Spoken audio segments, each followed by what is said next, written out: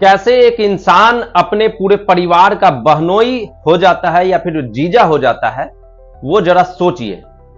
एक इंसान जो कैसे अपने बाप का जीजा हो जाता है, अपने मामा का जीजा हो जाता है, अपने भाई का जीजा हो जाता है, अपने सगे संबंधियों का जीजा हो जाता है, या फिर अपने जो उसके रिश्तेदार हैं या फिर उसके दादा या जो भी लोग हैं उसका वो कैसे जीजा हो जाता है, जरा सोचिए। एक आदमी, एक आम आदमी जो अपने बहनोई का भी बहनोई हो जाता है। चलिए मैं बताता हूं। नमस्कार, मैं हूं दिलीप दिवाकर और आप देख रहे हैं न्यूज़मैन बिहार। एक घटना बड़ा तेजी से सोशल मीडिया पे वायरल हो रहा था। पहले अब देखे होंगे कि रोशन आनंद और खान सर के बीच जो है विवाद होता है, जिसमें रोशन आनंद सर के भाई की हत्या भी हो जाती है या फिर जो है वो खुद मर जाते हैं, वो तो जांच का विषय है। उसके बाद मामला जो है तुल पकड़ लेता है, चलते रहता है। अब उसके बीच जो है जब सारा मामला खत्म हो जाता है तो एक पॉडकास्ट होता है शुभांकर मिश्रा जी के चैनल पर, जिसमें खान सर को आमंत्रित किया जाता है। उनका क्वेश्चन होता है कि आपको कुछ लोग जो है खान सर और कुछ लोग जो है फैजल खान बुलाते हैं। कहते फैजल खान हमें वो बुलाता है जो हमारे ससुराल पक्ष का है और जो हमें अपना जीजा समझता है। तो जरा सोचिए कि कैसे फैजल खान अपने बाप का जीजा हो गया। अब मैं ऐसा किस लिए कह रहा हूं, वो जरा सोचिए, कॉमन सेंस लगाने की जरूरत है। अब जब वो पैदा हुआ होगा तो पहला नामकरण उसके 6 दिन के बाद कोई ना कोई जरूर किया होगा। तो जब वो नामकरण जब किया गया होगा तो जो पहला नाम रखा होगा सबसे पहले उसका वो जीजा हो गया, फैजल खान उसका वो जीजा हो गया।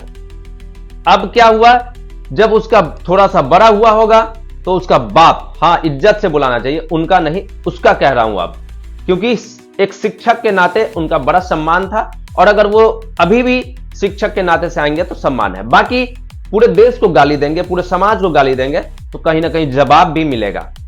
अब सोचिए कि कैसे वो अपने बाप का जीजा हो जाता है। जब उसका बाप उसको बुलाए होंगे कि अरे फैजलू इधर आओ, थोड़ा सा पानी लाओ, तो वो अपने बाप का जीजा हो गया। जब उसके मामा उसके घर पे आए होंगे तो उसका मामा भी बुलाए होंगे कि अरे फैजल थोड़ा सा कुछ लेते आओ बाजार से, मतलब वो अपने मामा का भी जीजा हो गया। मतलब समझिए कि उसका बाप उसके मामा का जीजा है और फैजल खान भी अपने मामा का जीजा है। मतलब फैजल खान और उसका बाप दोनों आपस में सारू भाई हो गया। अब समझिए सारू भाई कौन होता है, जो एक ही कंपनी से ठगा जाता है। चलिए खैर वो कहावतें हैं। अब जो है उसका दोस्त जो उसके साथ क्रिकेट खेला हो या फिर कहीं गया हो मेला, कहीं घूमने या फिर क्लास में पढ़ रहा हो, जिसने भी उसे कभी फैजल खान बुलाया होगा उसका वो जीजा हो गया या बहनोई हो गया। अब जो है उसके बाद आगे थोड़ा सा चलते हैं। जो वकील उनका होगा, जो जज उनका है, उनका भी वो जीजा हो गया। कैसे कि कहीं ना कहीं वकील और जज जो है कभी ना कभी उनके रियल नाम से बुलाए होंगे। अब बिहार पुलिस जो उसको पकड़ने गई थी तो वो भी कभी जरूर बोलेंगे कि फैजल खान को अरेस्ट किया जाए, तो वो उनका भी जीजा हो गया। मतलब जरा सोचिए इस बात को कि फैजल खान ने एक शब्द में पूरे भारत को गाली लगभग दे दिया है।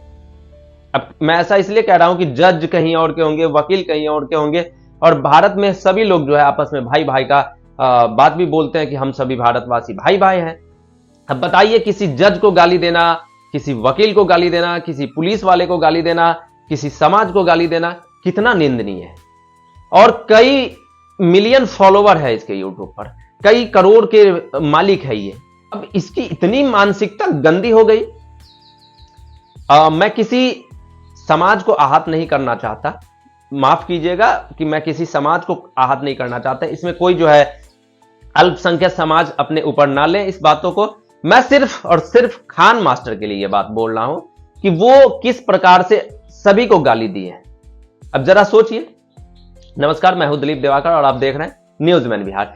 अब बताइए कि जैसे एक इंसान अपने बाप का जीजा हो गया, अपने मामा का जीजा हो गया, उसका अगर भाई होगा तो भाई बुलाया होंगे कि खान भैया, फैजल खान, अगर वो बुलाया होगा तो उसका वो जीजा हो गया।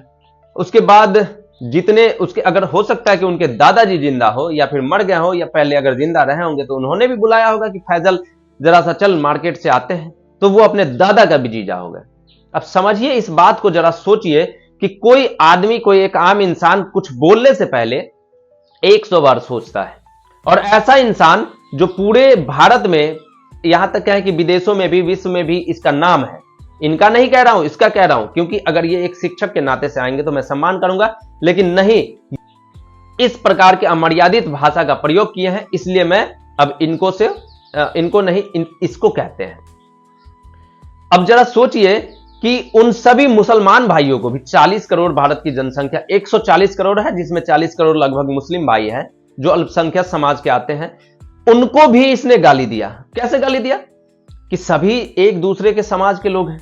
अब सोचिए कि इसने सीधे कहा कि जो फैजल खान मुझे बुलाता है वो मेरे ससुराल पक्ष का है या फिर मैं उसका जीजा हूं। अब जरा सोचिए कि कभी ना कभी कोई मुस्लिम भाई जरूर इसको बुलाया होगा, या इसका दोस्त होगा, या इसके रिश्तेदार होंगे, या कोई होंगे। अब ये उस सभी को गाली दिया। 140 करोड़ जनसंख्या है, इसमें से जो लोग इसको फैजल खान नाम से बुलाया उसको गाली दिया, मतलब आपस में हम भाई भाई, तो ये सभी को गाली दे दिया। जरा सोचिए कि एक शिक्षक किस प्रकार से अमर्यादित भाषा का प्रयोग करते हैं। इसने क्या कहा था कि 30-35 हजार में, 30-35 हजार जो ऐसे कमाओगे नौकरी करके, इससे अच्छा है कि अपनी मां बहन को टाली पे नचवाओ।